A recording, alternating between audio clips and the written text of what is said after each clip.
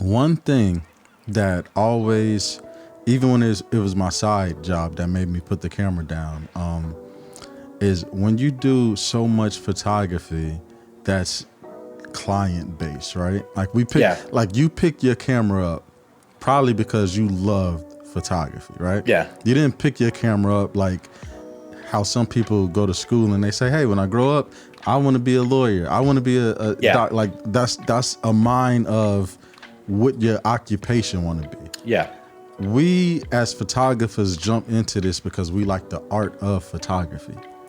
Whether we get paid or not, we would do this. Yeah. You know, you could be a doctor. And I mean, let me take that back because you have some real good hearted people out there that Yeah. would just help because that's just them. But it's a lot of jobs out there where if they weren't getting paid to do it, they wouldn't do it. Of course. Yeah. This is like basketball. I'm not sure if you're a basketball fan or a sports fan. Yeah. So you already know, like, or even baseball. I see you shoot a lot of baseball.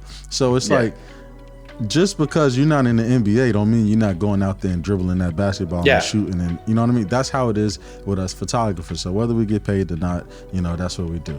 But once we take it to the point where we're starting to get paid for doing this, now our creative control a lot of times goes out the window. Yeah. And now we're doing so much work for clients that the reason why we fell in love with photography, we're not doing that no more. And then it's like, okay, we're editing these client photos, which takes days. I mean, all of you guys know, if you're photographers, you know how long it takes to edit. If you've ever shot a wedding, yeah, especially that, yes.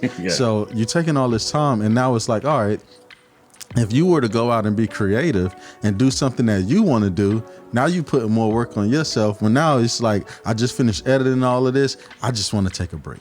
You know what I mean? So it's like, have you experienced that as well with like your, you know, doing so much client stuff that you felt maybe burnout could have came from that, like just came from doing so much stuff that you wasn't able to be, you know, creative with what you actually wanted to do?